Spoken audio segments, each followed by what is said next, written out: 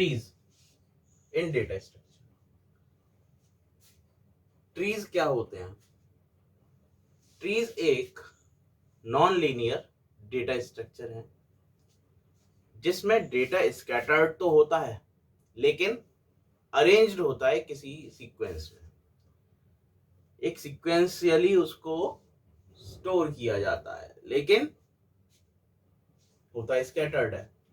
तो इसीलिए यहां पर बताया गया a tree is a non linear data structure in which data items are arranged in a sorted sequence. वो सॉर्टेड सीक्वेंस में स्टोर किए जाते हैं और नॉन लीनियर डेटा स्ट्रक्चर होता है। It is used to represent hierarchical relationship existing amongst several data items। वो जो अब डेटा आइटम है उनकी हायरार्किकल रिलेशनशिप को ये शो करता है। हायरार्किकल इन द सेंस कि जैसे हमारी रिलेशन हमारे पेरेंट्स से है, तो this is the hierarchical relationship जो लेवल 0 की लेवल 1 के साथ, लेवल 1 की लेवल 2 के साथ रिलेशनशिप होगी एक दूसरे के साथ, तो this is called hierarchical relationship. तो जो हायरार्किकल रिलेशनशिप होती है सेवरल डेटा आइटम्स के बीच में, तो उसको कौन रिप्रेजेंट करता है? ट्रीज। अगर मैं इसके लिए एक अच्छा एग्जांपल लूं कि ट्रीज को रिप्रेजेंट हम आज की डेट में कैसे करेंगे, तो have you listen the name of multi level marketing? हम लोगों ने मल्टी लेवल मार्केटिंग का नाम सुना है। तो मल्टी लेवल मार्केटिंग में क्या होता है कि उनका क्या, जैसे वो लोग करते हैं कि आप हमसे जुड़ जाइए, अपने नीचे 2 मेंबर और लगाइए, तो आपको समथिंग रिटर्न मिलेगा उनको ज्वाइन कराने का, और फिर वो भी अपने नीचे कुछ ज्वाइन कराएंगे, तब उनसे उनको भी मिलेगा और आपको भी रिटर्न मिलेगा। What is this? This concept is called trees. तो हम ऐसे कॉन्सेप्ट्स को जब अपने सॉफ्टवेयर में डेवलप करते हैं या इनके लिए जब एप्लीकेशंस तैयार करते हैं, तब वहां कौन सा डेटा स्ट्रक्चर यूज करेंगे? हम ट्रीज को। तो multi level marketing is a good example of trees. Now इसकी एक डेफिनेशन और है, जो क्या है?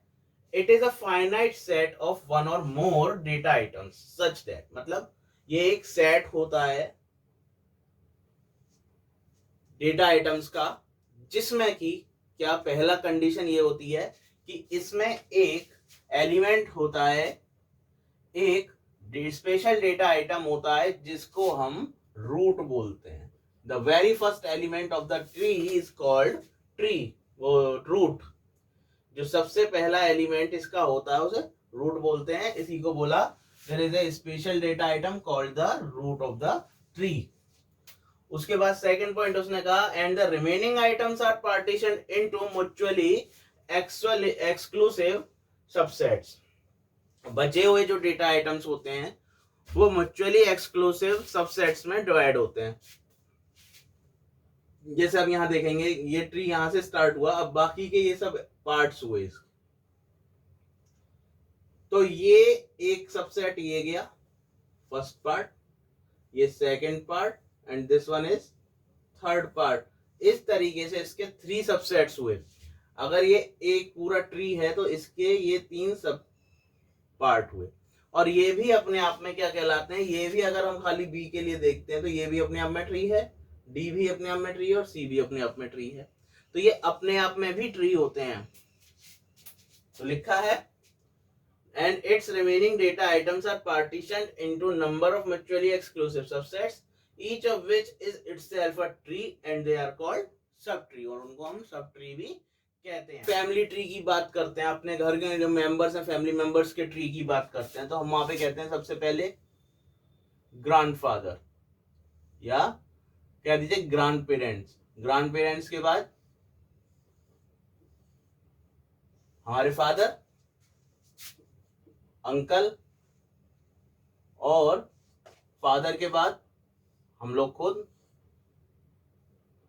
मी, ब्रदर और मेरी सिस्टर। इसी तरीके से अंकल के चाइल्ड्स होंगे, मेरा ब्रदर होगा लेकिन ये कजन होगा, कजन, और ये कजन सिस्टर भी। तो इस तरीके से क्या हुआ, ये भी ट्री का रिप्रेजेंटेशन है कि हम जब फैमिली ट्री को दिखाते हैं तो वो भी ट्री है। अब यहाँ पर क्या होता है, ये सबसे पहले ये रूट होता है और ये इसके चाइल्ड्स होते हैं। अगर हम यहाँ की बात करें तो ये हमारे लिए पेरेंट्स हैं हमारे, और हम चाइल्ड हैं। इस तरीके से पेरेंट चाइल्ड के रिलेशन से हम इसको एसेस करते हैं। आगे हम लोग नाउ स्टूडेंट्स हम डिस्कस करेंगे ट्री टर्मिनोलॉजी, मतलब ट्रीज के अंदर कौन कौन सी हम टर्म्स को यूज करेंगे। ट्री टर्मिनोलॉजी को हम समझेंगे इस ट्री के एग्जाम्पल के साथ। तो यहां पर सबसे पहले आती है रूट। जैसा कि अभी हमने पढ़ा, the first member of the tree या first data item in the tree is known as root. जैसे नेचुरल ट्रीज में सबसे पहले रूट होती है, उसी तरीके से यहाँ भी सबसे पहले रूट होता है, और वो पहला डेटा आइटम होता है ट्री का, उस डेटा स्ट्रक्चर का जिसमें ये जो इस ट्री से रिप्रेजेंट करे जाएंगे। तो root is the first data item of the tree. जैसे अगर इस ट्री की बात करें तो यहाँ रूट कौन है, ए। तो ए जो था वो इस ट्री में रूट है, पहला data item. Next nodes. Nodes क्या होते हैं, जब यहां हम डेटा को रिप्रेजेंट करते हैं तो हर डेटा आइटम अपने आप में एक नोड होता है। Each data item in tree is called nodes. ये भी नोड है, ये भी नोड है, ये भी नोड है, ये भी नोड है। सभी डेटा आइटम एक एक नोड है। तो यहां डेटा आइटम्स को किससे रिप्रेजेंट करते हैं, नोड से। Next third one, degree of a node. जिस तरह से हमने पॉलिनोमियल्स पढ़े थे मैथ्स में, तो वहां हर एक टर्म की डिग्री होती थी। जैसे मैं एक एक्सप्रेशन लिखता हूं, ax² plus bx plus c equals to 0, it is an polynomial. और कह देते हैं क्वाड्रेटिक इक्वेशन है। क्वाड्रेटिक इक्वेशन कैसे बोली हमने, वो डिग्री की बेस पे बोली थी कि यहां पर अगर मैं बात करूं इस ax² की डिग्री कितनी है, bx की, तो हम यहां कहते थे जितनी यहां पावर है वही क्या कहलाती है, डिग्री कहलाती है। जैसे यहां पर अगर ax² की बात करूं तो 2 है डिग्री, bx की बात करूं तो 1 है, यहाँ 2 है डिग्री, यहाँ 1 है, यहाँ 0 है, x है ही नहीं। तो एक्सपोनेंट्स जो होते थे जितने, उसे ऑफ अ नोड, हर नोड की डिग्री। अगर मैं बात करूं इस a की डिग्री कितनी है, तो हमें ये देखना होता है कि उसके सब ट्री कितने हैं, उससे सब ट्री कितने हैं। तो अगर मैं यहां बात करूं a के सब ट्री कितने हैं, 1 2 3, a के 3 सब ट्री हैं, b c और d 3 सब ट्री हैं। तो a की कितनी डिग्री हुई, 3, डिग्री ऑफ a इज 3। इसी तरह से बात करूंगी b की डिग्री कितनी है, तो b से कितने सबसेट हैं, 1 2 e और f, तो इसीलिए b की डिग्री कितनी होगी, 2। इसी तरह से c की डिग्री 1, ऑब्वियस 1, क्योंकि 1 चाइल्ड है g। इसी तरह से d से 2 चाइल्ड्स हैं तो इसकी डिग्री 2 होगी। सेम e की डिग्री, यस e की डिग्री कितनी होगी, 0, क्योंकि उसका कोई भी सब ट्री नहीं है, इसलिए 0 इसकी डिग्री।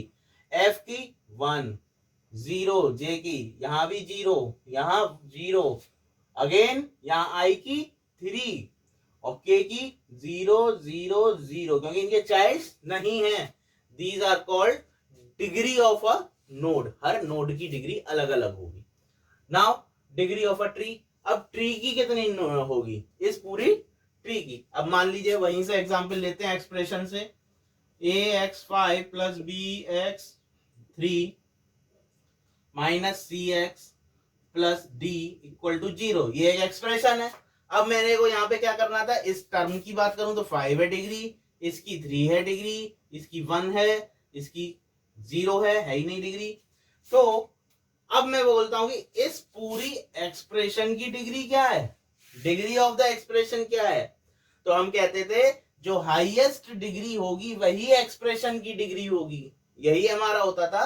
तो यहां पर हम कहते थे डिग्री ऑफ द एक्सप्रेशन की बात आती है तो इस एक्सप्रेशन की डिग्री 5 है, क्योंकि 5 सबसे ज्यादा एक्सपोनेंट हो रही है, या एक कह देंगे डिग्री सबसे बड़ी कौन सी है इस पूरे एक्सप्रेशन में, 5, इसलिए वो एक्सप्रेशन की डिग्री हो जाती है, degree of the expression. Now leave it, आगे बढ़ते हैं। तो इसी तरीके से डिग्री ऑफ ट्री की जब बात करते हैं तो हम देखते हैं कि इस पूरे ट्री में मैक्सिमम डिग्री कौन सी है, maximum degree in the tree के अंदर मैक्सिमम कितनी है डिग्री, तो हमें मिला आंसर ए के ऊपर, ए पर भी 3 है और आई पर भी 3 है, इससे बड़ी कोई डिग्री है नहीं इस ट्री के अंदर। तो हमने कहा डिग्री ऑफ द ट्री क्या है, यहाँ पर इस ट्री की अगर डिग्री बताएंगे तो इस ट्री की डिग्री 3 है। क्यों है, क्योंकि मैक्सिमम मेंबर्स कितने हैं, maximum degree of the node कितनी है, मैक्सिमम डिग्री ऑफ नोड कितनी है, 3 है, इसीलिए डिग्री ऑफ ट्री 3 होगी। Next point is terminal nodes. Terminal node क्या होते हैं, जिन नोड्स की, those nodes whose degree is 0, those nodes whose degree is 0, मतलब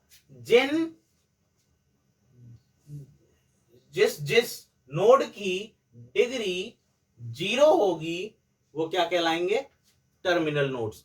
और टर्मिनल नोड्स को हम लीफ भी बोलते हैं।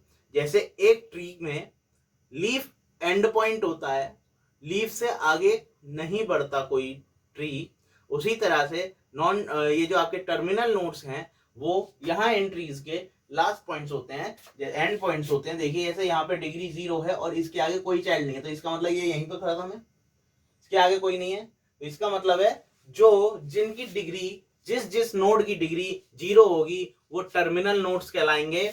और टर्मिनल नोड्स को हम लीफ भी बोलते हैं, पत्तियां भी बोलते हैं।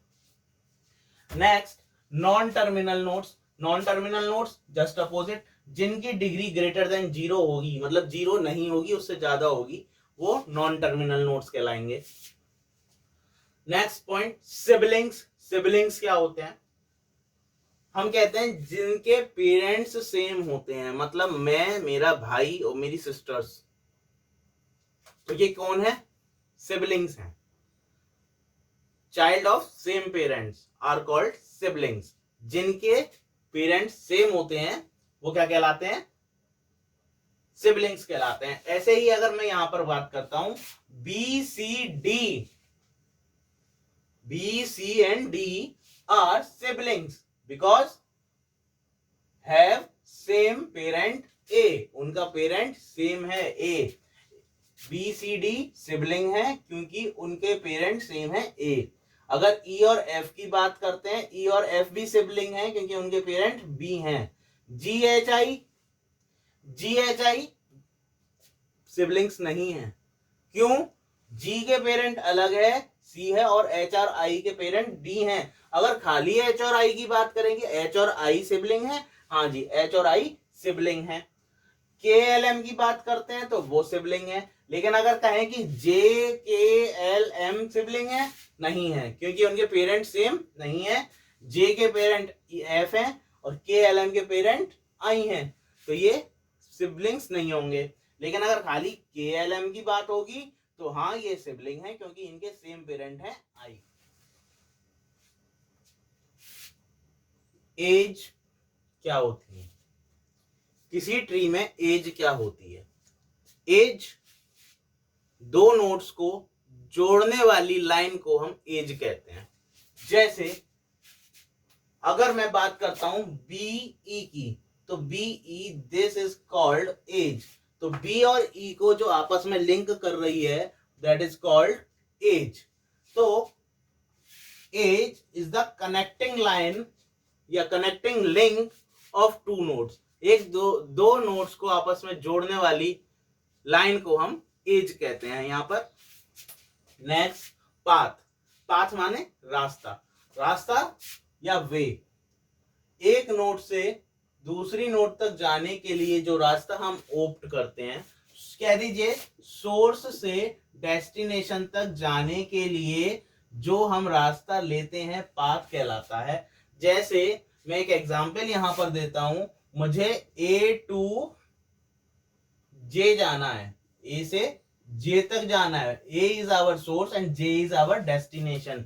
ए से लेके जे तक जाना है, तो मेरा क्या होगा, सबसे पहले मुझे ए से बी तक आना पड़ेगा, ए टू बी की कनेक्टिंग लाइन यूज करनी पड़ेगी। इसके लिए पाथ ए बी का पहला कॉम्बिनेशन होगा, उसके बाद बी से एफ तक, B to F, next F to J. तो ए से जे तक जाने के लिए मुझे कौन सा पाथ लेना पड़ेगा, A to B, B to F, F to J. This is the sequence by which I can reach J from A. A से जे तक जाने के लिए मुझे जो सीक्वेंस को फॉलो करना पड़ेगा वो क्या है, यही है। जब हम डेप्थ की बात करते हैं तो डेप्थ क्या है, डेप्थ को हम हाइट भी बोलते हैं। इसमें हाइट, अगर हम बात करें कि ए की डेप्थ कितनी है या ए की हाइट कितनी है, तो हम देखेंगे कि रूट से लेके अपने ये लीफ नोड तक किस लेवल तक जा रहा है। मतलब अगर ए की बात करूं तो इसकी लीफ मैक्सिमम 3 लेवल तक जा रही है, तो इसकी डेप्थ कितनी हो गई, 3 हो गई। इसकी हाइट हो गई 3। क्यों हुई, कि इसकी मैक्सिमम हाइट कितनी जा रही है। तो अगर मैं इसके लिए हाइट की बात करूं तो ये कहां जा रही है, ये 0 लेवल है, उसके बाद 1 2 3 लेवल तक जा रही है, तो इसकी हाइट हो गई 3। अगर मान लीजिए मैं एक एग्जांपल देता हूं, एक इसकी नोड और होती और यहां पर n और नोड होता, तो ये हो जाता 1 और ये होती 0 डिग्री इसकी। अब मैं बात करता हूं कि इसकी ए की हाइट कितनी है। अब ए की हाइट तो मैं देखूंगा, इधर के देखता हूं तो 0 1 2 3 है, यहाँ पे 0 1 2 है, यहाँ पे 0 1 2 3 4। अब 4 हो गई, तो इसका मतलब हाइट कितनी हो गई, 4 हो गई हाइट इसकी, क्योंकि मैक्सिमम लेवल 4 तक ये जा रहा है। तो लीफ नोड को देखना पड़ता है किसी भी नोड को, कि उसके नीचे जो जितने डिसेंड कर रहे हैं मेंबर्स उसे, तो वो किस लेवल तक जा रहा है, उसको बोलते हैं हाइट या depth. Next point, forest. Forest किसे कहते हैं, जब हम फॉरेस्ट की बात करें तो हम कहते हैं कि जब एक से ज्यादा पेड़ एक जगह मौजूद होते हैं, मतलब कई सारे पेड़ एक साथ हों तो उसे हम क्या बोलते हैं, या बहुत सारे से ट्री एक जगह पर मौजूद हों तो हम उसे फॉरेस्ट बोल देते हैं। और उन्होंने कहा कि अगर मैं यहाँ पे बात करता हूं कि ए को यहां से रिमूव कर दूं, तो अब ये कनेक्टेड ट्रीज नहीं है, ये अलग अलग ट्री हो गए। बी एक अलग ट्री हो गया, सी एक अलग ट्री है, और डी भी अपने आप में एक अलग ट्री है। This is called different trees हैं। अब यहां पर कितने ट्रीज मौजूद हैं, 3 ट्रीज हैं। तो ये 3 ट्रीज क्या बना रहे हैं, एक फॉरेस्ट क्रिएट कर रहे हैं। This is called forest. तो फॉरेस्ट तब होता है जब एक से ज्यादा ट्रीज एक जगह मौजूद होते हैं, कुछ नंबर ऑफ ट्रीज एक साथ हों। तो हमने कहा कि अगर एक ट्री का रूट हटा देते हैं तो वो अपने आप में क्या बन जाता है, फिर वो फॉरेस्ट बन जाता है। तो आज हमने पढ़े ट्रीज क्या होते हैं, ट्रीज की डेफिनेशन और ट्री टर्मिनोलॉजी।